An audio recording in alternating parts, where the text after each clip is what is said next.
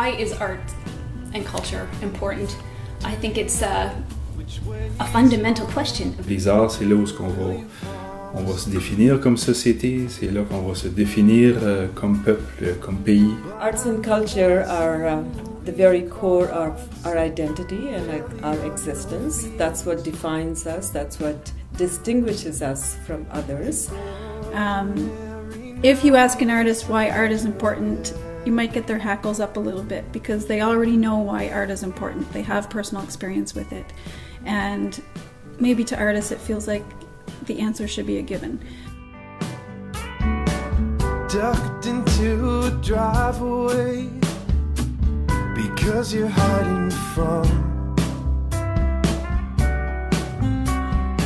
someone. But of course, if we still need to give other reasons, the simplest reason why arts and culture are important is that it's a fabulous investment.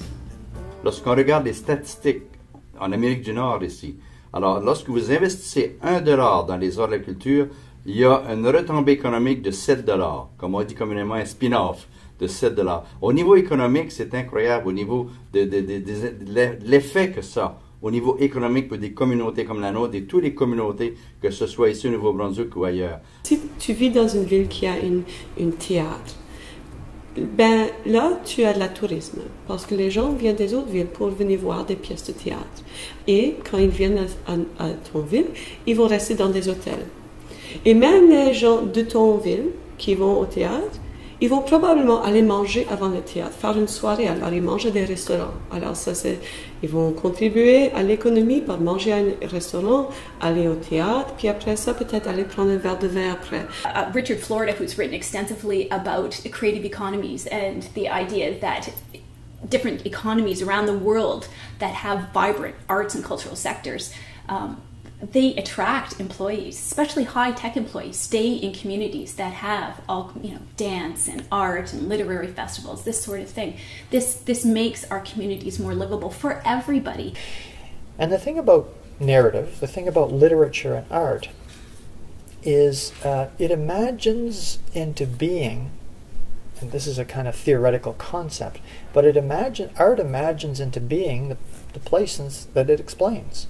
So we know who we are by virtue of the artists who tell us who we are. We cannot be looking for others, someone coming from Hollywood or someone coming from overseas, to help us preserve our culture, our heritage.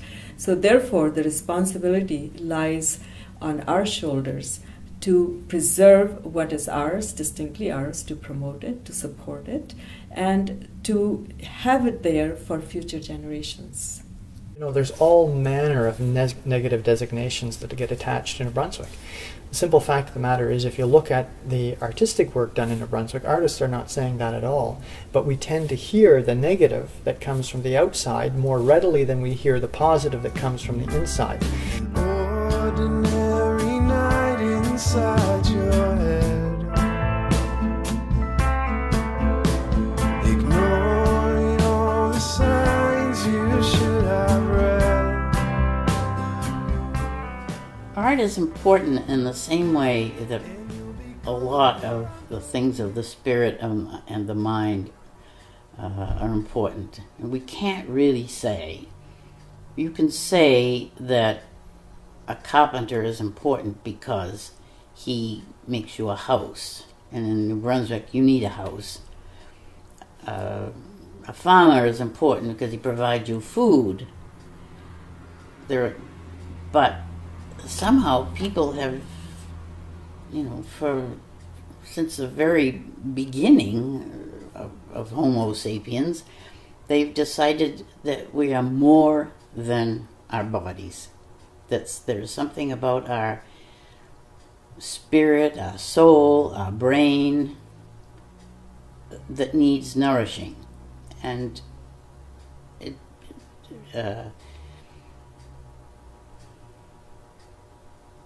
how do we do that? Funding for the arts is always a challenge. This is when I get together with my colleagues across the country. This is what we talk about. Where are the sources of revenue? What are funders looking for? How challenging is it to get, and all of that kind of thing.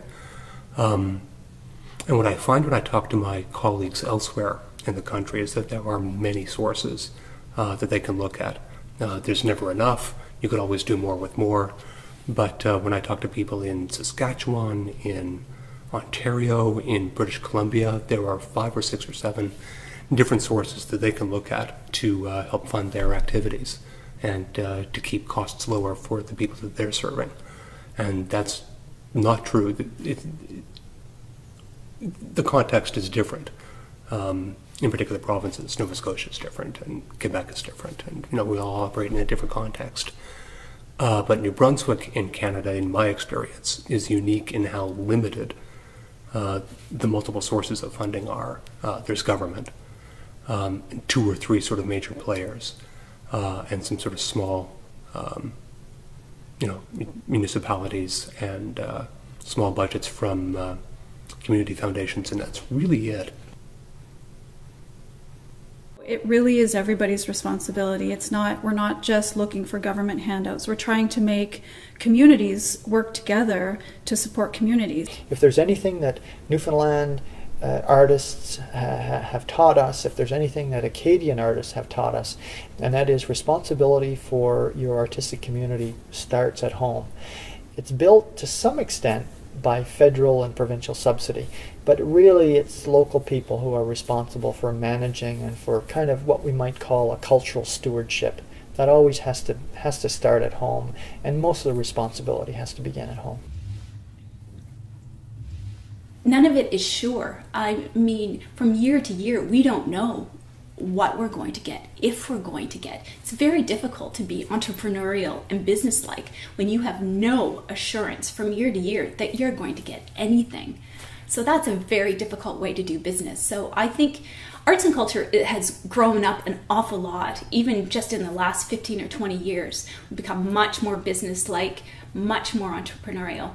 But if we still have these constraints on us to not have things such as core funding, not have that kind of support to know from year to year that will even exist, that makes business very difficult.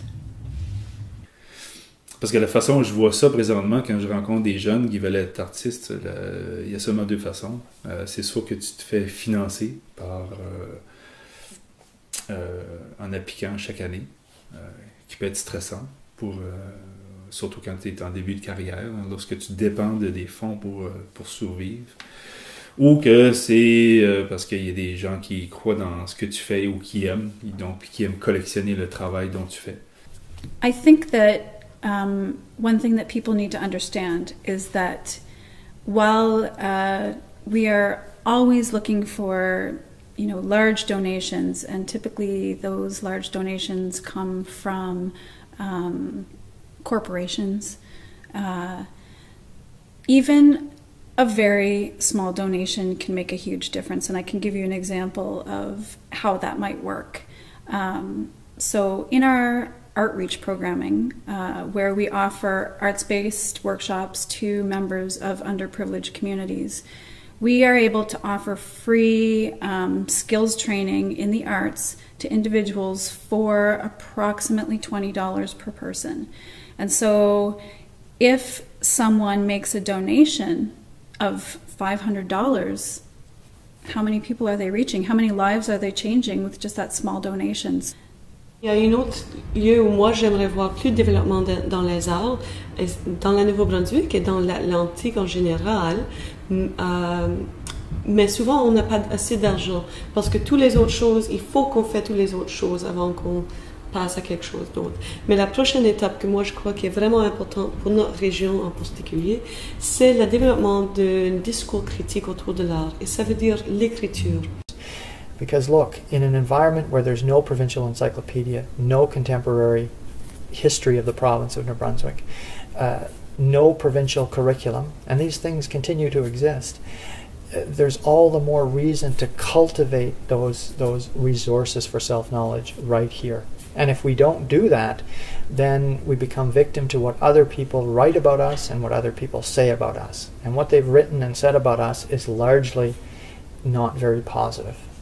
We're considered one of the have-not regions of the country, when in fact there's been a history and an abundance of self-reliance and sustainability in the East Coast. It's just that without the intellectual apparatus, without the artistic apparatus to reflect that, it's been very hard to convince our own citizenry and citizens from the rest of the country that what happens here really has mattered. This is it, the time has come, a time to settle down. Before I walk these city streets and see you not around.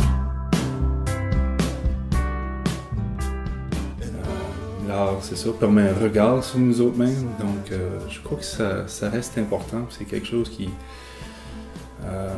moi, que comme société, on devrait ne pas juste considérer ça comme un luxe, mais une nécessité, en tout cas, pour garder notre tête sur les épaules et savoir où est-ce qu'on s'en va. Ouais. There's a fabulous quote by Northrop Frye in which he talks about imagination, and it is, "The fundamental job of imagination in ordinary life is to create out of the society we have to live in a vision of the society we want to live in." And I think that's what arts and culture does for us. It helps to educate our imagination, helps us to envision what the world could be like.